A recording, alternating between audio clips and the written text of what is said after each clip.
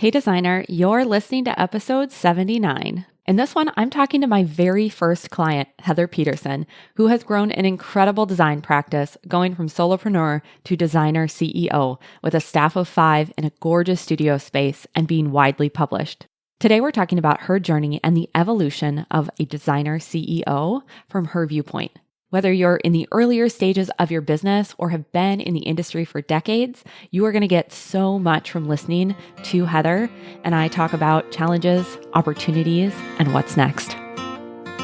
Welcome to the Interior Design Business CEO, the only show for designers who are ready to confidently run and grow their businesses without the stress and anxiety. If you're ready to develop a bigger vision for your interior design business, free up your time, and streamline your days for productivity and profit, you're in the right place. I'm Desi Cresswell, an award-winning interior designer and certified life and business coach. I help interior designers just like you stop feeling overwhelmed so they can build profitable businesses they love to run.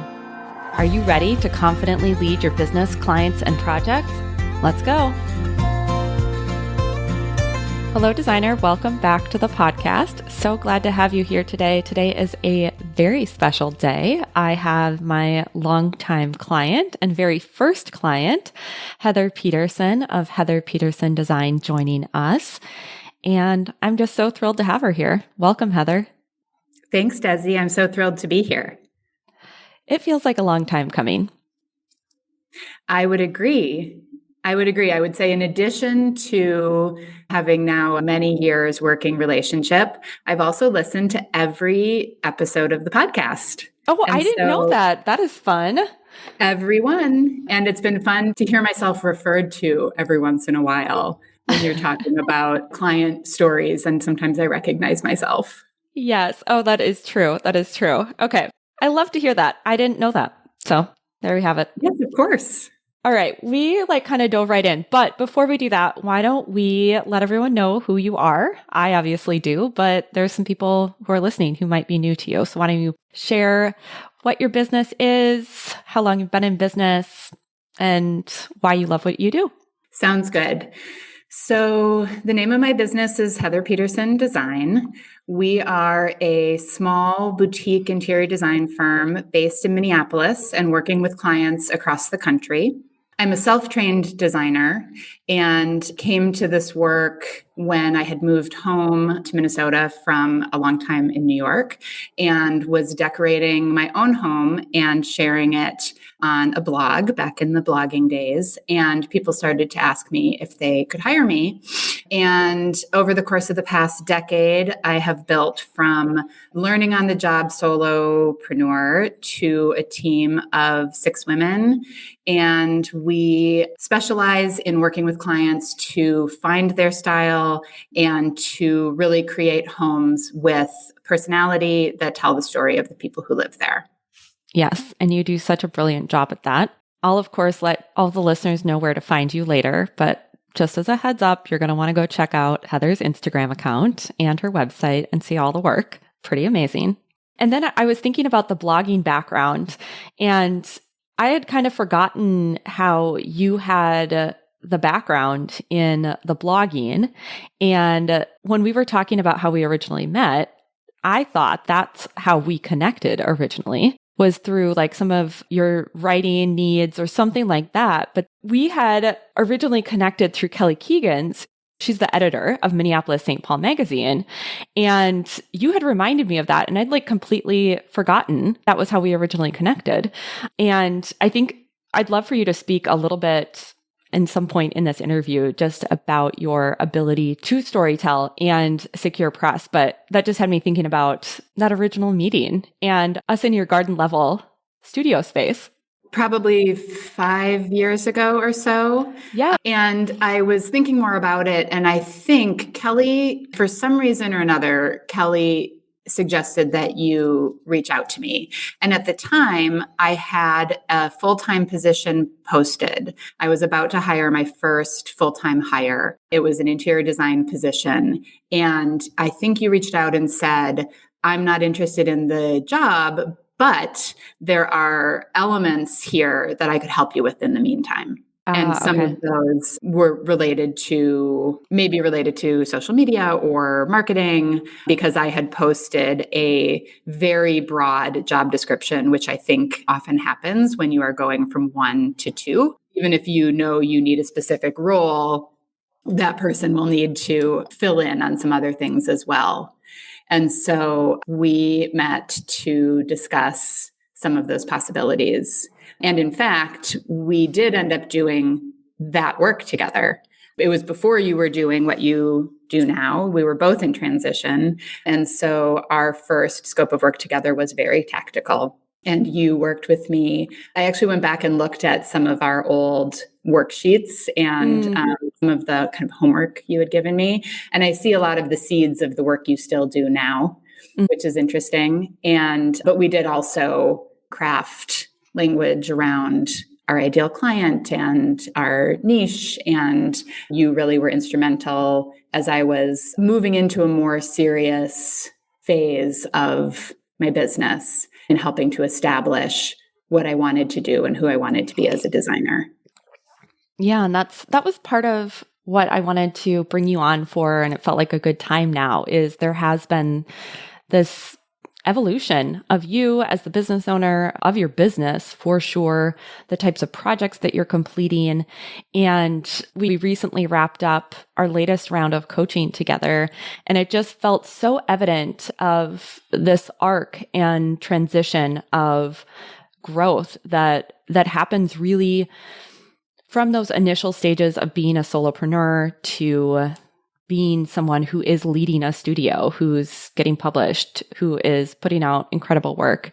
And I think what has been so amazing about the long-term nature of our relationship is that not only, of course, do I get to see the more like flashy or like exterior rewards of becoming known in the industry for your work, but also seeing you as the person behind the business evolve as well.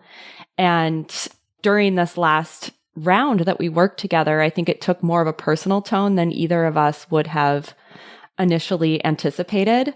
And it was really fun to have that simultaneously in progress as I was developing the new mastermind, which you're going to be a part of, the Designer CEO.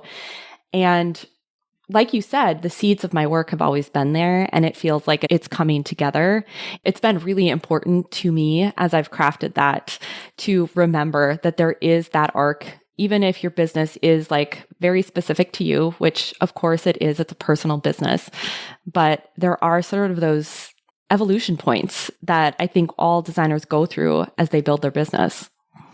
Absolutely. And I was thinking so I think we've done 3 rounds of direct private coaching at this point. The first one that I just referred to was very tactical, and it's not a kind of work you do anymore, but it really was setting me up to go from solo to starting to build and starting to scale. And because I am self-taught and didn't come up through another studio, there was a ton to figure out, just very practical and brass tacks. I mean, I didn't have a letter of agreement. I didn't have a marketing plan. I only had a website that my husband and I had made. And so there was a lot of sort of real professional development. The second time we worked together was sort of building on the more established business. I think I was sort of at 1 employee and maybe looking to hire the next round. And one of our big focuses in our second round of coaching was really around billing and value. And at the time, there was a practical piece to that, but I think that the personal starts to really come into it because our brains do put up barriers. And in a creative industry where, in a way, people are paying for our artistry, it can feel very personal to ask for money. I'm putting that in quotes. Because it is so tied to something personal. And that feels different than a lot of businesses. And so that was our first real work together on the mindset that allowed me to charge my value, which of course then allows you to continue to scale. Yeah. And I think that the first round that we worked together of really identifying who that ideal client was and fleshing that out more. And I can't remember if we focused on the website in that round or if it was the second round or not. I think it might have been in the first. But I think that there is a real mindset component to acknowledging and owning who it is that you want to serve and your unique capabilities or viewpoint as a designer. What do you think about that? I absolutely agree. And I also think what's interesting about this is I have really resisted niching down. I think you probably said to me, if you are trying to talk to everyone, you're talking to no one. Mm-hmm. And it's interesting to go back to that early work that we did together because all of the seeds of how we think about our niche now are there. And I think it's because it comes from who I am and what I have always wanted to do. Mm-hmm. But the process over these years has been refining and refining because there is so much that goes into ideal client. It's the type of work that you want to do. It's the type of properties you want to work on. It's the budgets that you want, but it's also personality and the chemistry. And there are just so many factors in identifying and developing that ideal client that it's something that you can continue to come back to with a different lens. And in fact, this most recent round of coaching, I came to you because I felt like I was at this big crossroad. I had built my team to 6. Our lease was coming up here in the design center in Minneapolis. And I had this big open-ended question of what's next. And we worked together. And the ultimate outcome was that what's next isn't some big product for me, that it really is continuing to refine how we serve that ideal client now that we've gotten to a point where they're coming to us and we're working with them. Mm-hmm. And so much of that has been about understanding that it's not always like the next shiny object, but that sometimes it is just about going deeper and getting more and more clear. Mm-hmm, for sure. And I think just to touch on niche a little bit, I do think it is really important to have a perspective or viewpoint or a differentiator that you're signaling to potential clients to help them see you and your work online or the words you write and say, yes, that person is for me. And I also think niche goes way beyond saying that like I'm a coastal designer or a modern designer. And I think you were beginning to speak to that, but I think it's important to call out because the elements of niche can be the personality of the space even. It could be the personality of the client or what the dynamic of the working relationship is between the client and the designer. So I think there's so many different ways of looking at that versus saying like, I've got a really defined tagline that describes my style. And I mean, that was something that we did come up with taglines when we were working on the website. And that's when we came up with the mix master, calling you the mix master. Yep. And I also think it's so rooted in what are your values around design? What are your values in relationships? What are your values in your spaces that you create? And that very much informs the niche as much as, if not more, than kind of just trying to put a label on it. I agree. And I think too, I'll use your example of coastal, right? Like there's probably hundreds of designers who do a coastal style. And so then to really define your niche, it does have to go beyond that, right? Like what makes someone choose that particular coastal designer? And I would say for me personally, my style is more about the mix. It's eclectic. And so it is harder to pin it down from a specific aesthetic. And I think that early on, I started to identify the way that I wanted to work with people, that I valued educating my clients, which was maybe because I was educating myself at the same time. But I do think it's really important to think about what do you offer that's different in the working relationship, especially in this industry where it is so personal and so sort of intimate, your relationship with your clients. You're in their house, you're spending their money. You need to be a good fit in the way that you work, as well as the product that you ultimately produce. Mm-hmm. Yeah. And I think that really goes back to when you were saying about when we did that initial work, knowing what you wanted, having an idea of how you wanted to work with people, and then letting there be that process of refinement over the years of your business.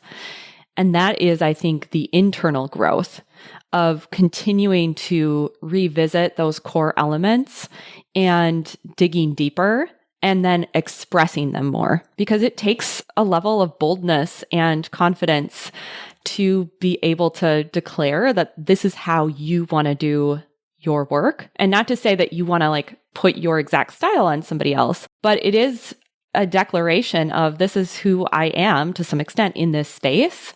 And then the invitation, do you want to come along on this ride with me? And that can be so scary. Yeah. It's a vulnerable place to be. And I think, well, you do know that has been part of my most recent journey, where because I have quite a bit of flexibility in my design style and ability, we would take on projects where it felt fun to learn. I'll use coastal again, right? Mm-hmm. Where it felt fun, like, ooh, let's try that out. And a huge part of this sort of most recent transformation has been saying, we can do it. It doesn't mean we're the right people to do it. Let the coastal designers do coastal. And so really trying to look at taking on projects that we are the only right designer to work on that project with that client in this particular moment. Mm-hmm. Mm-hmm. Which is exciting and sort of terrifying. Yes. I have another private client where we're working on this specific thing because it is terrifying. You're starting to build evidence of, yes, people want to work with us because of what we are doing specifically and want to work with us as the firm. And like, we're the choice. We've got that evidence. And there's that gremlin in your brain that is like, what if this is the last person who ever wants to work with me? Or like, what if I'm being too bold? What if this is like audacious of me to put this out here, say that this is what we're doing? And there is that tension that naturally is going to exist as you grow. Well, and I think there are so many different layers of this question of they only want to work with me because. And for a while, mine was, I actually saw this in some old documentation from, I think, our second round of coaching, where we were working on fees. And I think at the time we were working on moving to a flat fee basis. And I had this belief that when past clients came back, it was uncomfortable to tell them that I cost more, even though I was offering a more established service. Like there were all of these reasons that were perfectly valid and logical, but I was holding on to this belief that they had hired me the first time around because I was inexpensive. And that they wouldn't come back now that I had sort of right-sized my fees. And of course, that never came to pass. And in fact, they all, because they had worked with me, they really did understand my value and knew I had been undervaluing myself. But I think there are stories we tell ourselves. And that was one of mine along the way. Yeah. And I think that's why it's so important to have that outside perspective of a coach or mentor or whoever you work with, because those are sentences that just are on repeat. And it's like we tell them to ourselves so much and they feel so true that we don't even stop to question them. And then all of a sudden, that's how we're operating the business. Yes. And I think especially when you're a solo, or if you just have, I shouldn't say just, but if you have an assistant, someone who's not a senior level that you don't feel like can be a sort of sounding board, it can be very hard to see outside of yourself. As I now have a fabulous business manager who in my non-Desi times will pose Desi questions when I say we can't do that. And Kate will say, why? And it's really helpful to have those assumptions or those beliefs that you don't even realize are beliefs as opposed to truths, to have them challenged. Yeah. And I also have to say, I think this is really testament to the culture that you've built within your business as well, of yes, you are the leader of the business and you really recognize the value and strengths that each of your employees brings to the table. Because I don't think that it's true that in every studio, someone like Kate could say why. Yeah, that is probably true. So I just have to acknowledge that, like that, I have seen you be very intentional about growing your business and establishing your culture, like even in how you structure the days, or like have you your Get Organized day that you were telling me about, and benefits that you offer to your employees. It's all very thoughtful, and you have the team to prove it, that it does work, that you can be supportive of yourself, be supportive of the employees, and everyone's going to rise because of it. So what I'd love for you to share is, we talked a little bit now about where you were when we started working together, and we've talked about you've built this team. The team consists of 6 women, but let's talk a little bit about the evolution of that team. Who was the first person that you brought on? What were some of the challenges with that transition? And then maybe we can talk about some of those other transition points that have come along the way. Sure. So when you and I met, I was on my own. I had previously had 2 part-time assistants sequentially, not at the same time. And so I was sort of in this moment of reset and realized that I was starting to have a backup in my pipeline and that I needed more full-time support. And I also realized that as I was growing into more complicated projects, I needed people who had skills that I don't have. As I've mentioned, I'm self-taught, so I didn't have CAD skills or all those things that you learn in design school. My first hire was a designer position, and it's interesting in hindsight, the job was just interior designer. I didn't have great knowledge of sort of the levels, junior, senior, et cetera. And Lauren came on in 2019, and it was the 2 of us as we headed into COVID, which I will say added layers to the typical challenges. But for sure, determining roles and clarity on who does what, when at the time a lot of work was really shared. I just found this documentation that we worked on together, Desi, about establishing sort of what the communication patterns would look like. And it's funny because now it's all very clear. We have a weekly team meeting and we've got systems in place that have evolved over the past couple of years. But we did really have to establish all of that. And then COVID hit and we had to reestablish all of it to do long distance. We both worked from home independently. And of course, the COVID increase in demand for interior design services sort of coincided with my own growth trajectory. And so we quickly had enough of a pipeline to support hiring a design assistant. So Rachel came on in November of 2020, which also meant we needed to move out of that garden level studio that only really could support 2 humans. And so we moved to International Market Square, into a space that at the time felt vast and like we would never fill it up. And I will say that hire, rather than creating new challenges, actually clarified some things, because I think when you start to have more of a clear hierarchy, there's a little more simplicity in determining roles. And the next hire quickly after was Kate, our business manager, who joined us in, I think, March of 2021. And that's when it felt like we were really sort of off to the races. We still had this sort of full pipeline, again, I think in part because of COVID and that increased demand. But that's when I was able to offload a lot of the sort of administrative work that I had been doing. After I hired Kate, I filled out this worksheet that comes from EOS, the Entrepreneurial Operating System. Mm-hmm. I don't remember if this was a Desi introduction or if I found it on my own. But basically, it's this quadrant where you put the parts of your business that you are good at and love to do down to the ones that you dislike and are bad at. Mm-hmm. And I realized after hiring Kate that her entire job description was from my bad at dislike quadrant. Mm-hmm. So it was a little bit backwards, but we got there. So I would just say, you and Kate were looking at job descriptions and you realized everything she had was like, I don't want to do this. Is that what you were saying? That's where we Well, were, what right? was Or like interesting what I was, was bad at. yeah, after hiring her, I did that exercise, Mm-hmm. not as a hiring exercise. Who knows why? I like worksheets. I like all of that. But I realized that her job was that whole quadrant of things that I really had no business doing.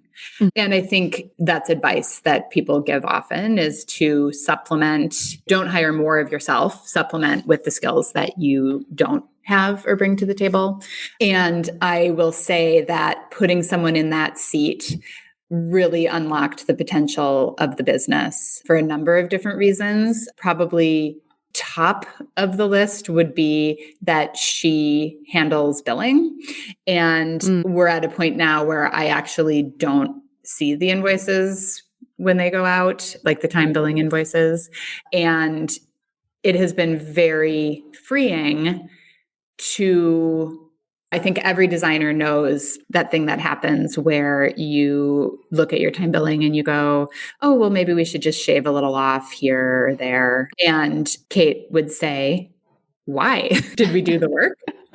Yes, we did the work. Then why wouldn't we bill for it? And so surrounding yourself with helpful lenses is a really good practice. Yeah.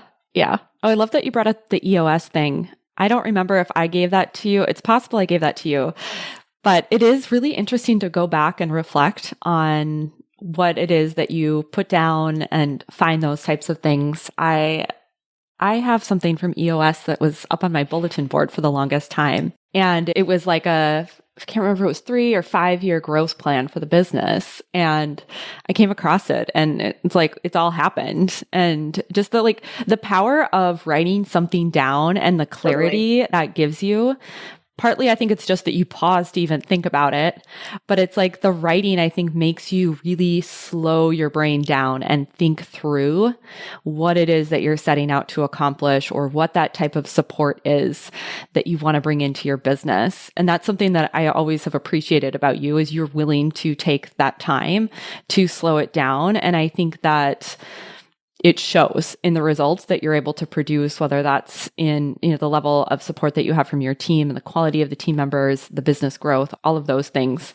And so for anyone who's listening, even if you can have your own 15-minute CEO moment, which of course you're not going to solve all the problems in your business in 15 minutes, but just taking that moment to pause and think through what it is you're setting out to accomplish is so, so powerful. I agree. It's funny. My mom gave me a book maybe when I was in college or when I was sort of like early in my first career called Write It Down, Make It Happen. And I read it on the plane. She must have given it to me as I was going back to New York, if I was home in Minnesota for a break. And I don't remember anything from the book, but the title kind of sums it up. And it is amazing how powerful that can be.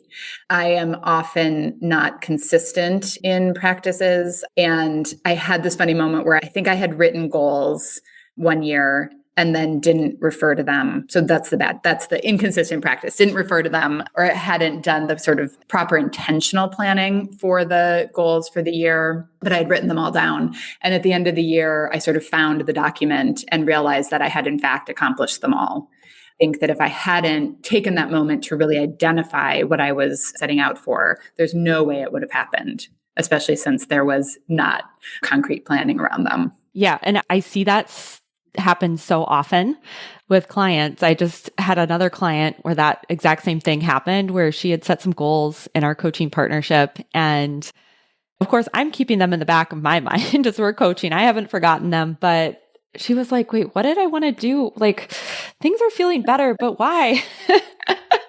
And we looked back and it's like, oh yeah, those 2 main objectives you wanted to create in the past couple of months, they happened. And that's like, I think the way the brain works is so fascinating.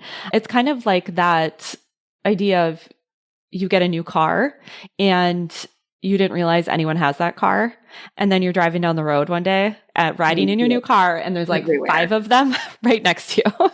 Totally. It's not that everyone else bought the other car. It's just that you're noticing them. And so it's like, as you get clarity around those goals, And that's one of the things that we're going to be doing at the very start of the Designer CEO is getting specific about what it is you want to use that environment for. But it's like your brain gets to work for you. It starts seeing opportunities. It starts thinking in solutions. And it's really neat how even if you don't have this perfectly plotted out plan in a full-on Asana or spreadsheet or whatever it is, like you can still accomplish a lot of things with that seed of intention. So I'm so glad you shared that. Yeah, it's good to sort of set a direction for your energy, and it's in there in your brain, even if you're not actively, like you said, putting it in Asana. Yeah, Asana. All I hear about is Asana. I don't know if I know. I'm a ClickUp person personally, but I know the designers love the Asana. So I don't try and convert anyone. I just let.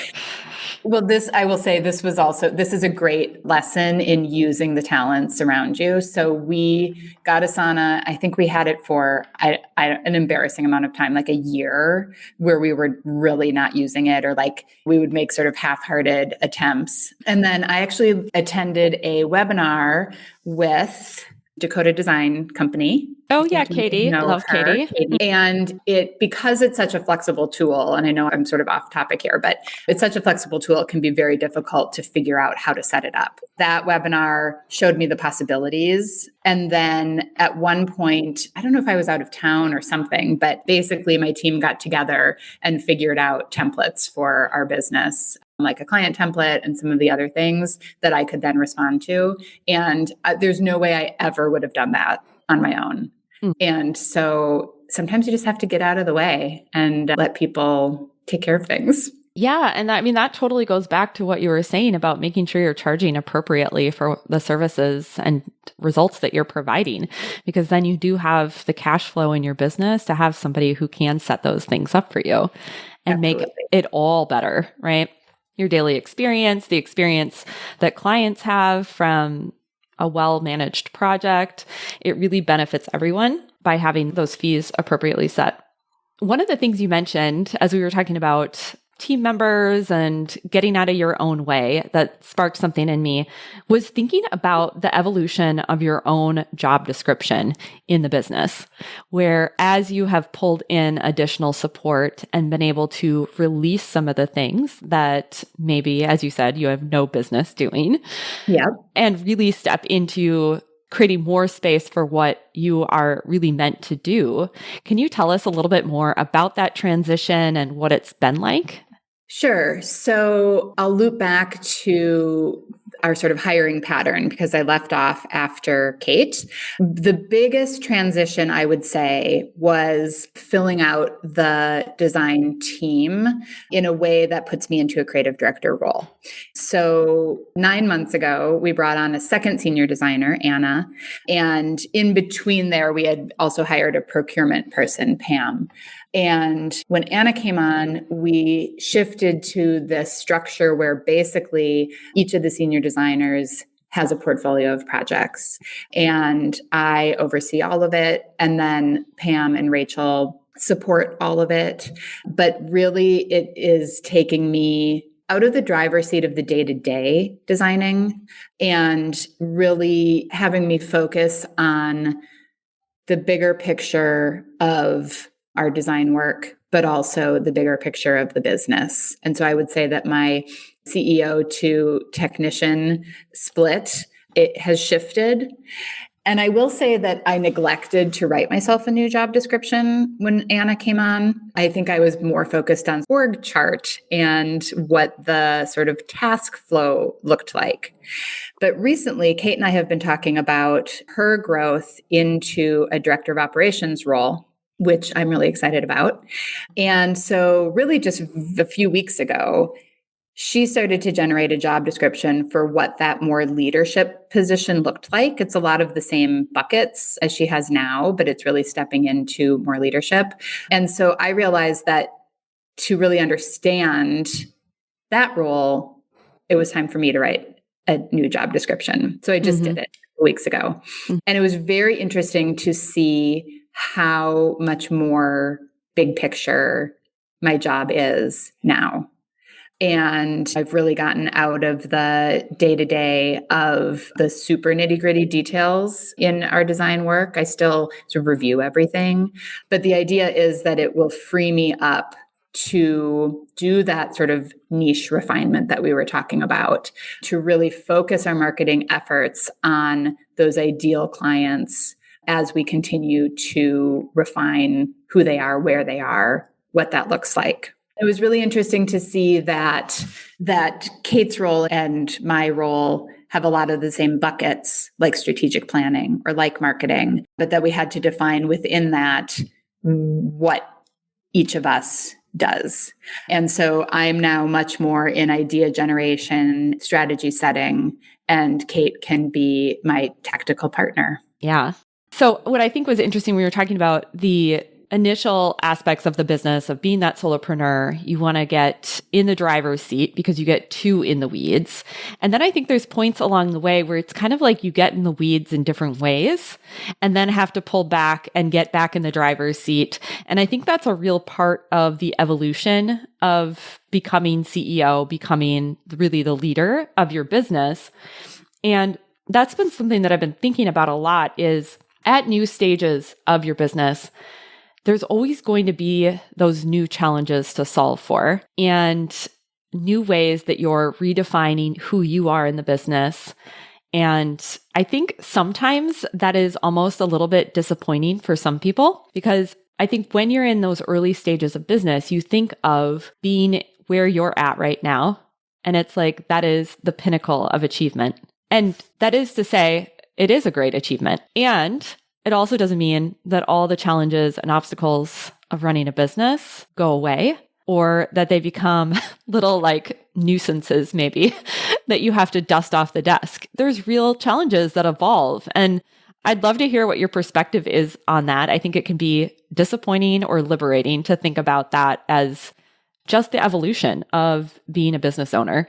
Well, and I think I've been through both disappointed and liberated. And I've had these funny moments where I think you and I were actually just recently talking about this, where as everybody on my team is moving into these bigger roles, I had that moment where I thought, well, wait, what am I going to do? and realized that as you build a team and have much more defined roles and systems, that the CEO really is about leadership and really is about setting the course and making sure that you stay on it. And also making sure that your pipeline is full enough and that you are meeting payroll and all of those things. I'm going to go back to EOS that we mentioned earlier. I think EOS is the E-Myth, right? Traction. EOS is traction. Oh, you're right. Okay. Well, I'm conflating these two things, but the E-Myth is a really good book too. E-Myth is a great book. And the E-Myth, in a nutshell, talks about how every business will have a manager, a technician, and an entrepreneur. And that when you're a solo, you have to play all of those roles. And that as you build your business, you hire people into those roles.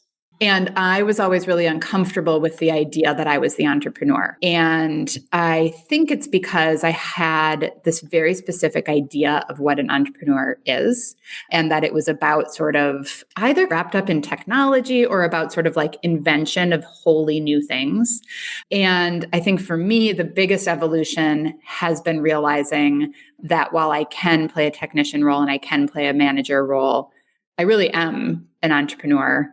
And what that ultimately means is that for me, it's really exciting to get into that place where I don't have to do the technical and I don't have to do the managing. And in fact, I get to think big, dream up where we're going, set the tone, and lead us all there. Yeah. And along the way, I think it is really important that you develop the skills of the technician, of the manager to a certain extent so that as you bring people on, you know what it is that you want them to be doing, if they're doing a good job, all of those things. Like we don't want to necessarily in our evolution jump from like, I don't know, I don't play video games, but I imagine there's like level 1 and then there's like level 50. Like there's a reason there's a progression so that you can have an understanding of those roles, even if you do want to shed them at some point.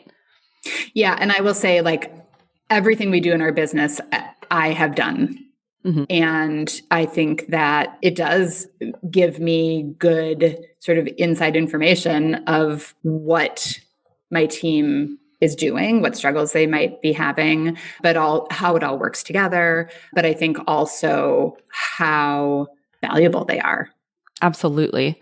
And I love that you're using the term leadership, and that's going to be a big part of the designer CEO. Those are the three types of leadership, in my opinion, of self-leadership, design leadership, and business leadership. It comes down to that of creating that thriving business.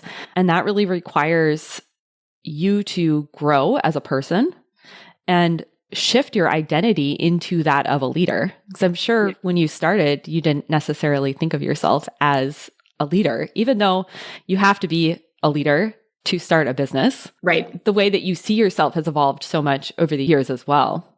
Yeah, I agree. Like I've had leadership roles in former careers, but it is different when you are leading something that you also created. I mean, it's a very different relationship to the business.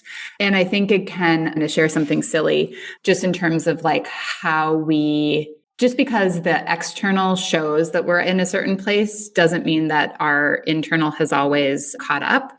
So yesterday, I had to make an international wire transfer. And I told my team that every time I do it, this little voice inside my head says, I'm a fancy lady who makes international wire transfers, because it just seems so sort of crazy that I'm wiring money to Europe to buy like fancy antiques. And so that like, it's that silly little lens that is sort of just reminding me that I'm all in a very different place than when I started. And I think sometimes there's that sort of like slow catch up of your sort of self identity. Yeah, I 100% agree. I think that is something that is always something that I'm working on. And I think I see with so many of my clients too, where it's like the self concept or that identity you have of yourself hasn't caught up. And it's like always kind of a little bit behind. And I think what's brilliant is you can recognize that voice. The voice has a humorous tone to it at this point. Yes. Versus somebody who's there going, you don't deserve to be doing this, or who are you to be wiring money across the ocean? I can't believe it.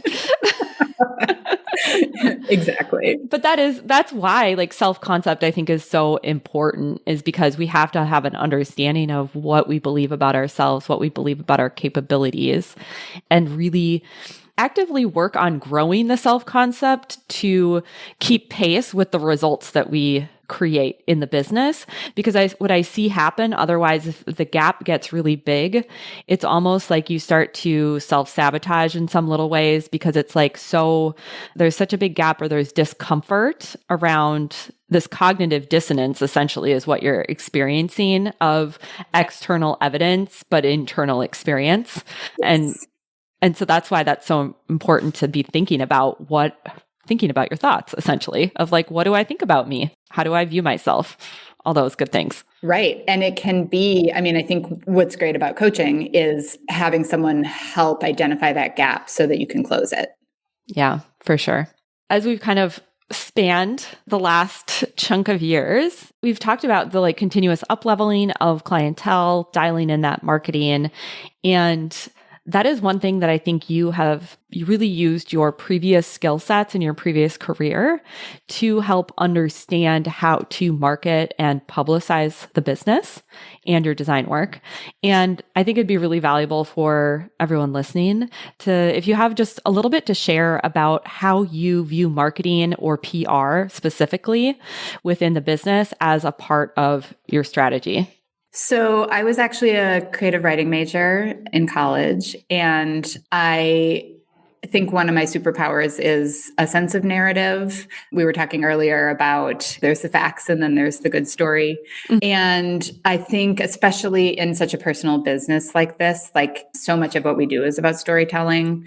And so I think when you are sharing the work you do, there's the visual, but there are always so many stories to creating interiors. And I think marketing really needs to be about what is it that I want to share about this project. And that's what press is looking for, right? Like there are so many beautiful images out there, but what's the narrative behind these beautiful images? And so sometimes you can frame it to yourself as like, what was the problem that I solved? That doesn't feel as romantic to me, but if you're fact driven, that can be a way to think about it. And so I think that the way that we approach Instagram, the way that we approach all of our client documentation, it really is about storytelling and bringing people into dialogue. I do think it's really interesting that you mentioned that the marketing and the PR is about that dialogue and storytelling. That goes back to what Molly was saying in, I think it was last week's episode. I'll make sure it gets linked in the show notes about having that narrative or what's the unique angle. And I love that have that lens that you bring to your projects. I'm sure that shows up in the actual design work as well. I'm so curious, like, what is next for you in marketing, do you think? As you've said, you're continuing to refine the way that you approach your ideal clients and call them in. Do you mind sharing? Sure. So we recently completed a really beautiful promotional booklet with the idea that we can share it both with potential clients and with potential partners. And the idea was to gather a group of projects that are all quite different from each other, but that communicate the way that we work with clients to bring forward their stories in their homes. There's a letter from me to a potential client about how we love to work. There is a section that talks about our sort of design philosophy and the core sort of moves that we make in every project outside of style. And then this group of 5 or 6 projects across the country. And we have recently sent out our first batch and we're getting really great feedback. But I've always loved shelter magazines. I've always loved design books. I would love to do a design book. That's probably a ways in the future. So it's been really wonderful to see our work presented in this branded way where we had sort of control over the story that we were telling. That's right. I forgot. You had mentioned that. And one of the exercises we did in this last round of coaching was around writing a letter to your client. And I remember you were revisiting that letter that you were going to include in the book. And oh, I'm so excited. I didn't realize it was in print at this point. I just knew it was in progress. Yes. Well, I would love a copy if I'll just be so bold. Actually, we printed, this is interesting. It was a long process. We printed a test run and we got the test run. And I realized when I saw it in this bound version that I was still trying to talk broadly rather than specifically. And so I edited the group of projects to be as narrow as possible instead of as broad as possible. It was a very interesting exercise to take out those projects that we really stand by and thought were beautiful, but that another designer could have probably done something similar. Now it showcases the 6 projects that we think are really most unique to Heather Peterson design. Yeah. Oh, that's amazing. I'm so excited to see that. I will proudly display that. It all goes back to that idea of where we've started this conversation of those seeds of the work you want to do in the world and continuing to let that be more and more pinpointed and clear to you and to the client. So I'm really excited to see that. All right, Heather. You will see that the taglines that you wrote for me 5 years ago are on the cover of the book. Oh, how exciting. And I've actually started doing more of that work again with clients. It's been really fun. I just recently worked with a client in New York to revamp all of her copy on her website because I'm finding it so much about who you want to be and like noticing your own, I'll use the word genius for lack of a better word, it's a little cliche, but like seeing where you really shine and being willing to put it out there. So as we wrap up and talk about that evolution of a business owner, I'd love for you to share with listeners anything you think would be important for them to know or understand about the impact of coaching and specifically how coaching in the way that I think I bring coaching to the table has really supported you in your journey. Well, I can legitimately say that I would not be where I am today without you, Desi. Oh. And I feel very lucky to have sort of chanced into this relationship in the beginning, because I'm not sure that I would have thought to look for coaching or to look for this kind of relationship. And it has been truly transformative. We've talked a little bit about the sort of different phases where you've been along for the ride, and each phase has had a different impact and different sort of outcome on me personally and on my business. I think that early on, having an outside lens is really critical. Having someone who can bring specific knowledge to the table that you maybe otherwise don't have access to is really critical. As I've grown, the personal work has become more important. And I think that we haven't really talked too much about mindset, but I think your listeners, of course, know that you are a mindset coach. And working on your own, building something from scratch, working in a very visible, creative, vulnerable industry carries a lot of challenges. And we've talked a little bit about how we can get in our own way. And I think the power of coaching is someone to support you through the process of sort of getting out of your own way and closing that gap we talked about between who and how you see yourself and how you're performing in the world. And I've always appreciated the gentle pushback from you, challenging the stories that I was telling myself that weren't necessarily true. And I think that has really allowed me to unlock all the potential that was there. And I'm so grateful for it. Thank you. I am so grateful that we encountered each other. I mean, it was a chance encounter. It was, I don't know what made me reach out to Kelly. I don't know what made Kelly say, hey, you should talk to Heather. I don't know what made me reveal my secret desires to do some coaching and for you to be so game and take that, what really kind of was a risk of this person you were just meeting and saying, sure, I'll go into this intimate relationship with you. Let's get married. Well, and I think that's the advice, right? Like you have to be open to the surprises that life puts in front of you. You have to say yes. Yeah, absolutely. Oh, that feels like a really good place for us to wrap up. Thank you for being here, Heather. I'd love for you to share before we sign off. Where can people find you? Sure. So our website is heatherpetersondesign.com. On Instagram, we are at hpetersondesign. And those are the two best places to look for us. And in some magazines and online and all the other places you show up, just to give you an extra plug.